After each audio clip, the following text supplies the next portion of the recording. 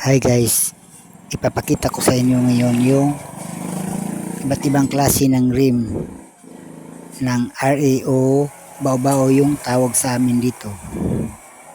Ang unang klase ng rim. Madali naman siyang trabahuin. Ito guys, yung ganitong klaseng rim.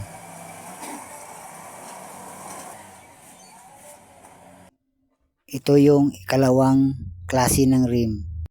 Pag tatanggalin nyo yung nut ng rim na make sure nga wala na yung hangin yung loob, ipasok nyo na yung interior, lagyan ng hangin ng kaunti para bumilog yung interior sa loob.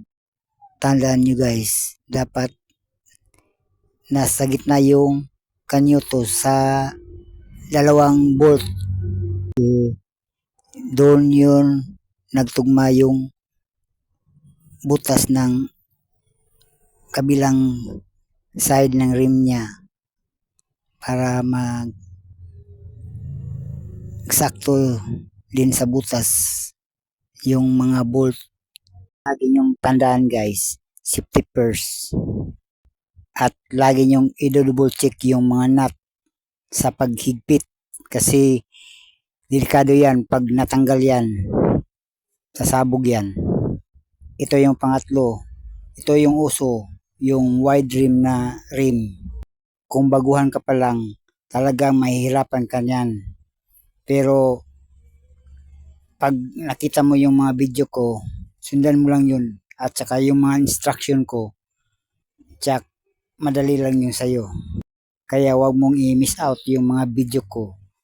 Pag may mga sign, tandaan mo yan.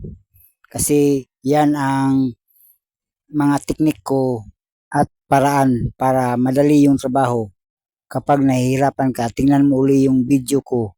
Tingnan mo yung kamay at paa ko. At lagi mong tandaan yung mga warning sign ko para yung trabaho mo hindi na paulit-ulit at magawa mo ng maayos at maayos mong may pasok yung interior sa loob ng gulong.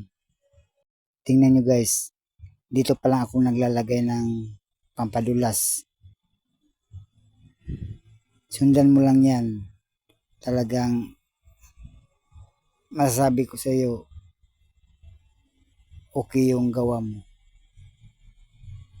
Pagbaguhan ka pa lang guys, mas mabuting lagyan mo ng konti yung interior ng konting hangin para iwas ipit.